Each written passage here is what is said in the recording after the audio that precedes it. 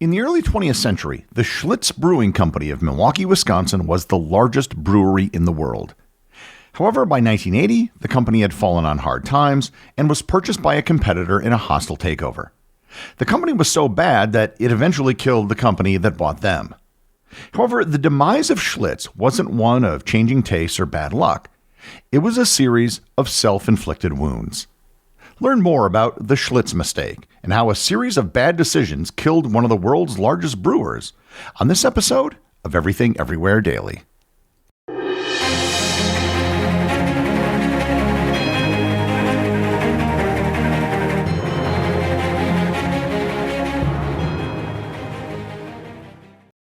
This episode is sponsored by Quince. I speak from first-hand experience when I tell you that dressing properly is the key to surviving winter. For the ultimate cold weather necessities made from premium materials, you've got to check out Quince. I literally write almost every episode of this podcast when I'm sitting on the couch covered in my Quince fisherman's blanket. It's incredibly warm, it's heavy, and it looks great. It is the best blanket that I've ever owned, and I love it. By partnering directly with top factories and cutting out the cost of the middleman, Quince passes the savings on to you. Quince only works with factories that use safe, ethical, and responsible manufacturing practices. They use premium fabrics and finishes for that luxury feel in every piece. Luxuriate in coziness without the luxury price tag. Go to quince.com/daily for 365-day returns plus free shipping on your order. That's QUINCE.com/daily to get free shipping and 365-day returns. Quince.com/daily. This episode is sponsored by Mint Mobile. One of the things I've noticed traveling around the world is how much more expensive American mobile phone plans are. In most countries I've visited, data and phone plans were very affordable. In the US, they tend to be really expensive. Mint Mobile has solved that problem by offering some of the most affordable mobile plans that you can find. All Mint Mobile wireless plans are $15 a month when you purchase a 3-month plan. Mint Mobile's secret is that they sell wireless services online. They don't have retail stores or salespeople. Moving to Mint Mobile is super easy. They use the same cell towers and networks as major carriers, and you can use your current phone and phone number. To get this new customer offer and your new 3-month unlimited wireless plan for just $15 a month, go to mintmobile.com/EED. That's mintmobile.com/EED. Cut your wireless bill to $15 a month at mintmobile.com/EED. $45 upfront payment required, equivalent to $15 a month. New customers on first 3-month plan only. Speed slower above 40 gigabit on unlimited plan. Additional tax, fees, and restrictions apply. See Mint Mobile for details.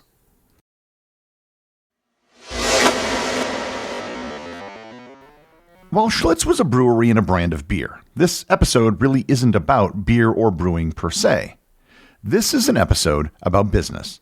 A business that destroyed one of the world's greatest brands through a series of horrible decisions. Schlitz was certainly not the only business that harmed itself through bad decisions, but its decisions and decline were precipitous and very public. The story of Schlitz actually begins with a series of revolutions in Europe in 1848. The revolutions of 1848 were a series of political upheavals that swept across Europe. Spurred by widespread discontent with autocratic governments, economic hardship, and demands for national self-determination, these revolutions erupted in over 50 countries, including France, Germany, Italy, and the Austrian Empire. The revolutions of 1848 in the German states failed to achieve their goals, leading to increased repression. Many German intellectuals and working-class citizens, disillusioned by the political and social instability, sought refuge in the United States, where they hoped to find greater freedom and opportunity. The Germans mainly settled in the Midwest, and they brought with them many German customs and traditions, in particular, beer and brewing. Beer had been brewed in the United States before this, but it was not the primary alcoholic beverage of choice. However, when the Germans began migrating to the U.S., they brought the knowledge of brewing and a demand for beer. One of these migrants was a man by the name of Augustus Krug. In 1849, he opened a small tavern with a brewery attached to it in Milwaukee, Wisconsin, which had just achieved statehood the prior year. After his death in 1856, his bookkeeper, Joseph Schlitz, took over the operations and married Krug's widow, Anne Marie. Schlitz renamed the brewery to the Joseph Schlitz Brewing Company in 1858. Throughout the 1860s, Schlitz and other Milwaukee breweries were pretty small scale. But between 1871 and 1900, the Schlitz Brewing Company experienced remarkable growth and success, becoming a dominant force in the U.S. beer industry. A pivotal moment in this expansion was the company's response to the Great Chicago Fire of 1871, which destroyed many local breweries in Chicago. Schlitz quickly shipped beer to the city, establishing a strong market presence and earning goodwill among Chicagoans. They made the best of this opportunity by expanding production and creating a foothold in the second largest market in the country. The company also embraced innovative marketing strategies, adopting the slogan, "The beer that made Milwaukee famous," which helped build national recognition. Schlitz further expanded its reach by pioneering the use of brown glass bottles to prevent beer spoilage from sunlight, ensuring consistent product quality during transportation. These efforts, coupled with a burgeoning rail network and a growing immigrant population that valued German-style lager, allowed Schlitz to expand its distribution well beyond Milwaukee. As a side note, the vast majority of all beers sold today are lagers, yet lagers were almost non-existent until the railroads and refrigerated cars developed, as lagering required cold temperatures. The rise of lagers as the dominant style of beer could probably be its own episode someday. By 1902, Schlitz had become the largest brewer in the world thanks to its national distribution network and consistent quality. One reason they could claim the title was that European breweries were usually very small and local, and the American market, with its railroad network, encouraged consolidation. Other Milwaukee breweries, such as Miller and Pabst, were also some of the largest breweries in the country. Throughout the first 2 decades of the 20th century, Schlitz retained its lock as the nation's top brewer. When Prohibition was passed in 1920, it spelled the death of many breweries in the United States. Schlitz, like many breweries, survived by producing non-alcoholic beverages such as malt syrup. However, they had something else going for them. In 1926, the state of Wisconsin passed a referendum allowing for the production of near beer, that being beer with an alcohol content below 2.75%. This meant Schlitz and other Wisconsin breweries were able to keep much of their operation functioning, albeit at a much smaller scale. Following Prohibition in 1933, Schlitz rebounded quickly and regained its dominant position in the beer market. It introduced new innovations such as canned beer in 1935, further increasing its market share. During World War II, Schlitz beer was shipped overseas to U.S. troops, helping to boost morale on the front lines. The company's active support for the war effort and its continued production of beer for both civilian and military consumption reinforced its reputation as a patriotic and reliable brand. By the end of the war, Schlitz had solidified its position as the leading brewery in the United States. The company leveraged its wartime innovations and goodwill to expand further in the post-war period, positioning itself for continued success during the booming consumer economy of the late 40s and 1950s. So by 1950, Schlitz was riding high, having experienced half a century of brewing dominance in the United States. In 1952, Schlitz Brewing produced 6.35 million barrels of beer, the most beer ever produced by one company in a single year as of that point. It was to be the apex of the Schlitz Brewing Company. Their first major misstep took place in 1953. The Milwaukee beer strike of 1953 was a pivotal strike that significantly impacted the city's brewing industry, affecting 6 major breweries in the city, including Schlitz.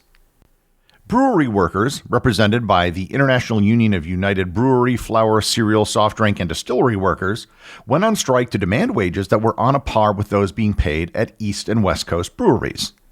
The brewery workers demanded a raise of 25 cents an hour, as well as a reduction of working hours and more benefits.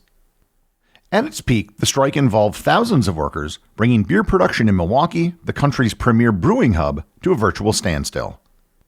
The strike lasted for 76 days, disrupting supply chains and leaving empty shelves, frustrating consumers and distributors. During this period, competing breweries from outside Milwaukee, in particular Anheuser-Busch and St. Louis, capitalized on the gap by expanding their market presence and capturing customers previously loyal to Milwaukee brands. For the first time in decades, Schlitz had lost their position as the nation's largest brewery. Schlitz and Anheuser-Busch traded positions as the leading brewer throughout the 1950s, but by 1957, that title had been firmly taken by Anheuser-Busch. Schlitz lost their market dominance because they didn't want to pay the same wages that most other breweries were paying for 2.5 months. Extremely short-sighted in the big scheme of things. Back in 1875, Joseph Schlitz was killed in a shipwreck when on a trip to Germany. The brewery, in accordance with his will, was then managed by the 4 Uliline brothers, August, Henry, Alfred, and Edward. The Uliline family acquired the company in 1887, and it remained in the family for most of the 20th century. In the late 1960s, the company's president and chairman was Robert Uliline Jr.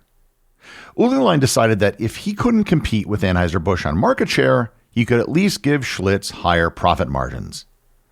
And this is when things started to go downhill for Schlitz fast.